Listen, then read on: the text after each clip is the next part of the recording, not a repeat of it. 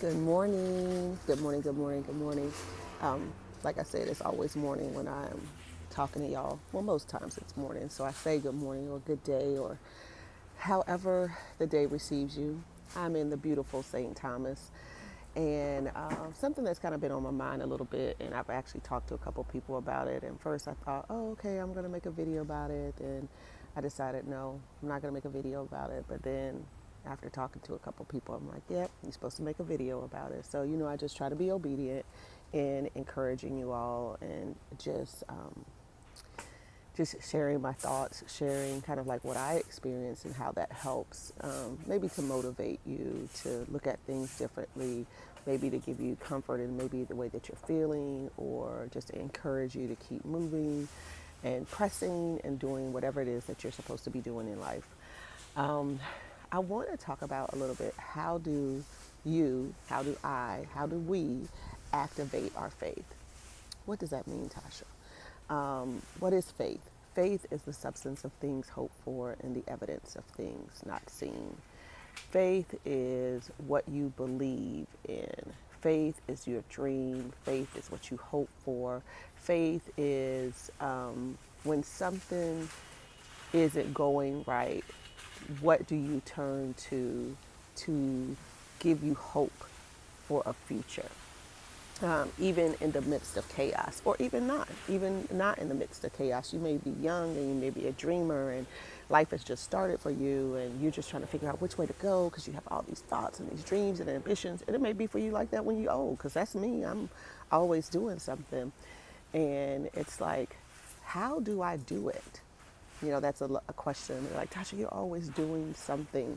And how do you do that? Where do you get the courage to do that? How do you, what's the first step? What are you doing? And how do you just do it so easily? First of all, it's not easy, but over time, because I continue to activate my faith, I have confidence, I have boldness, I have courage to just try things, even if I fail. And that is so important, that even if you think that you're going to fail, that you're going to try and work towards the vision of what it is that you want to see out of your life. Because failing is not failure. It's just trying to figure out a better way to get something done when it didn't work the way you thought it would the first time. So it should really be a life lesson. And activating your faith means, what am I going to do? Right? The scripture says faith without works is dead. Right? And so you can believe something's going to happen, but if you never start moving in the direction of the thing that you say that is going to happen, then it's never going to happen. And you can't blame anybody but yourself, because you didn't do anything to make it happen, because God will work and walk along with you if it's his will, right? And we don't always know when we're in the will of God. But if God doesn't want us to do something, he's going to redirect our path, right? If we're trusting and believing in him. So just give you an example of how we're going to activate our faith, or what I do to activate my faith. I'm 50 now, and most of you have seen my journey, 50 before 50. And as you can see, I'm still traveling. And I told myself, I was like, oh, okay, what do I want to do for my 50th birthday? Because everybody kept asking me, what do I want to do? What are you going to do? You going to throw a party? Blah, blah, blah. That's what everybody does. I don't want to throw a party. I don't want all eyes to be on me. Um, you know, popular to contrary belief, I don't need all that attention, right? Attention is good, but hey, if I'm going to spend a ridiculous amount of money on a party, I'd rather do something for myself if it's for me, right? It's my birthday, right? And so even, for years, my kids, my family asked me, what do you want to do for your birthday? I want to be with me. I just want you to leave me alone because it's my birthday. I appreciate you wanting to celebrate me and to give me gifts, but just let me do whatever I want to do. Peace and quiet time is an ideal birthday gift for me, and a vacation. Uh, and if you combine the two, that's even better. But so 50 before 50, it just started off as, oh, I think I'm gonna do this. 50 before 50, 50 new adventures before I turn 50. That meant I'm gonna go to a new place that I've never been, and it could be domestic or abroad. So the very first trip I took was not extravagant. I went to Dawswell, Virginia. And everybody's like, why does that sound so familiar? King's Dominion. King's Dominion is in Dawswell, Virginia. But have I really been to Dawswell, Virginia? No, I've been to King's Dominion, which is I go to an amusement park, take my kids, even went there as a kid, but I didn't know anything much else about Dawswell. So me and my friend jump in the car, thank you, Jess, and we go and we explore Dawswell, Virginia. They have little antique shops. They have a lady there with an emporium, and she's bought up all these buildings in this old town, and she thinks the people are after her in the town because it's a very red place. And she might be right. And, she has these multiple buildings where she hides out so that nobody ever knows where she's sleeping. And that was an adventure. It was an hour from my house, and it was the first thing that I did. It was my number one trip. It was the first trip. And that is what activating your faith looks like. It doesn't have to be something major. It doesn't. It just has to be something small where you're moving towards what you say you want in your life. And so from there, I went to somewhere else. I don't know where I went second, but my first major trip was I had never been to Aruba. And so on my 40th birthday party, however you want to describe it, I went to Aruba for a few days. And the gift was one of my girlfriends. I was telling her what I was getting ready to do, and she's like, oh, I work for the Hilton. And she's like, I'll put you on my friends and family.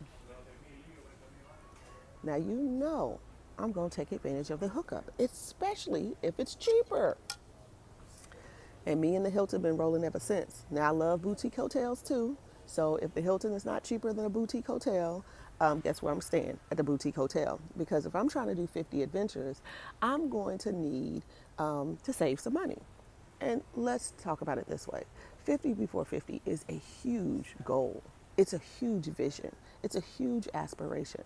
But you don't eat the entire elephant in one bite. You cut that joker up and then you eat it bite by bite. So I didn't have a budget. I didn't have, this grandiose plan. I had a vision of the trip. The ultimate trip that I wanted to take was to Kenya and Tanzania, and I didn't do that yet. I still haven't done that, and I've taken 50 trips. And I didn't even really realize it to the end. I've done all this and didn't do my ultimate trip, but the ultimate trip is coming. So it was, and I went to places like Poolsville, Maryland. I realized I had never really been to Hampton, Virginia. I drove through Hampton, I went to the Coliseum, but I never really experienced it. So when we took my daughter on college visits, Hampton, Virginia became one of the things on the list. Petersburg, Virginia. I had never been to Petersburg. So when we went to take my daughter to visit Virginia State, we went to Petersburg. So we explored it a little bit. It doesn't have to be major, right? It doesn't have to be grandiose or over the top. We went to Colonial Beach. I had never been to Colonial Beach. And it's maybe 90 minutes from my house. And so we took the kids and we had the experience, and now I can say that I've been there. And those are all things that I checked off my list. Did I go other places? Absolutely. Went to Belize, I went to Costa Rica, went to Panama. Panama was after my birthday. I went to Morocco, I went to Lisbon, I went to Barcelona, I went to Madrid. I've been to Dubai, I've been to all these places because I did it one thing at a time, and I had a vision.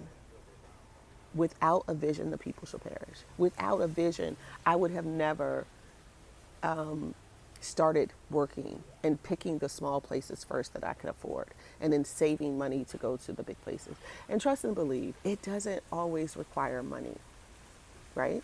Things that I'm doing may require some gas, which requires money, but what can you substitute that you're doing in your life right now that could go towards your vision or your future? How can you take that first step? How can you activate your faith? Right? There's a story about a woman in the Bible, right? And she had the issue with blood for 12 years. And her faith told her, Jesus doesn't even have to heal me. But if I can get close enough to him just to touch the hem of his garment, I will be healed. That was it. And whether you're a believer or not, It's a good story. It's a good demonstration of faith. She pressed her way through the crowd. Now, y'all know as a woman, if we bleed more than 7 days, we mad. Can you imagine bleeding for 12 years? Back in the day, wasn't no convenience stores, wasn't no tampons, wasn't no maxi pads. You was washing them rags every day in the little stream, and you were considered to be unclean. Your cleaning process made you unclean. You know that ain't nobody but men. Anyway, so she pressed, she touched him. Now the crowd was pressing all against him. She touched the hem of his garment and she immediately dried up. She immediately received her healing because of her faith. But if she would have never gone, and if she would have never pressed her way through the crowd to touch him, and Jesus immediately stopped and said, "Who touched me?" And his disciples talk about everybody touching you, dude. Why you talk about who touched me? But Jesus felt the anointing come from him because of her faith. When you see people do something that seems extraordinary or unbelievable or unimaginable for you, they are only activating their faith. People say, I can never do 50 trips. You could, you just choose not to. That's just not your thing. But you're doing something, or you can do something that would say, God, look at her. Look at him. And it doesn't have to be anything extravagant. It just has to be in your purpose. Somehow, some way, this is all in my purpose, this traveling. And I haven't stopped traveling because something in me won't allow me to stop traveling. So if y'all don't know, next year, now I thought it was just going to be two of my kids. We're going to be three of the four children. The other one's in college. We're going to live abroad for a year, right? And I don't know how it's all going to be paid for. I don't have a definitive plan or this itinerary that everybody keeps asking me about. I never do. I just have a vision and I have a goal of what I want to experience and what I want my kids to experience out of this journey through life. I want to broaden their worldview. I want them to teach them more acceptance. I want them to see how people around the world live and how amazing it is. I am so much more relaxed just sitting here. You can see the wind, you can see the sky, and I got up at 6 o'clock this morning because I always do. And the sun was up and it's warm. There's a breeze and I can see the ocean. And that's what really life is about. So you can get caught up working 9 to 5 every day for somebody else. Or you can use the rest of your time to figure out, how do I activate my faith to do really what I want to do? What God is calling me to have purpose for. Now we all need to work because that's how we eat. But you do not have to be a slave to your job. And when you get off that job, you need to be figuring out how you work for yourself and how you do for yourself and how you find peace and joy. Because this, for me, after the years of trauma that I've been through and the PTSD that I have, and PTSD is just not for military people. Everybody got a little bit of PTSD. I got some really bad PTSD. This is healing for me. This is peace for me. This brings joy to me. Walking in my purpose and activating my faith in spite of everything that else is going on around me, this brings me joy. This is what makes me grateful. And this is what makes whatever I'm going through, whenever I'm going through, it doesn't make it okay, but it makes it manageable. It makes it tolerable. It makes it that I know that even though I can't see it and understand it, I'm going to get over it. So what do you need to do to activate your faith? You need to take one step, one day. And then the next day, you take one step, one day. Whatever the vision is, that's the first thing. Have a vision, right? You don't have to have a plan. You just have to have a vision. And then you just have to start walking towards whatever your vision is. It doesn't have to be concrete. I didn't know when I did 50 before 50 every place I was going to go to. You know what I did? I looked and saw who had the cheapest flight and a good hotel deal. And I was able to do lots of trips for under $1,500 and have a good time. Not the trips I took my family on, not the trips that I took my husband on. For some reason, it's quadruple when I take my husband, but it's okay. But the ones that I could go on my friends and we could split a hotel room and we can get a cheap flight and we split meals, $1,500. I don't buy shoes. I'm not, I don't have car payments. You know, the major bill that I have is my mortgage and paying my daughter's students, her, paying for her college. Not student loans, paying out of pocket for college. And it is not cheap. So I gotta be cheap when it comes to my trips. Look at me, y'all. This beautiful boutique hotel in St. Thomas, U.S. Virgin Islands is $400. My half is $400. My best friend's half is $400. Our ticket was $300. We've only spent $700 to get here. We got a rental car, and all in, we're gonna be under $1,500. And if $1,500 is too much for you, you find a $99 flight, and then you go somewhere and you stay at a hotel you can afford. But don't spend $500 on a bag, or buy 13 pair of shoes, or shop in Home Goods, Marshalls, and TJ Maxx like I do, and spend up all your money, especially if you don't have it. So be encouraged. Try to find something. Start with a little goal if a big one is too overwhelming. But you just got to start moving, and that's how you activate your faith. Because when you activate your faith, you're no longer looking for miracles. You just know that you're going to be blessed because you don't need a miracle when you're activating your faith because God is giving you everything that you need to make it happen for yourself. So I just want to encourage you because you know that this is what this is all about. And I want to encourage you to move. You can't get to where you're going to by staying in the same place. Activate your faith.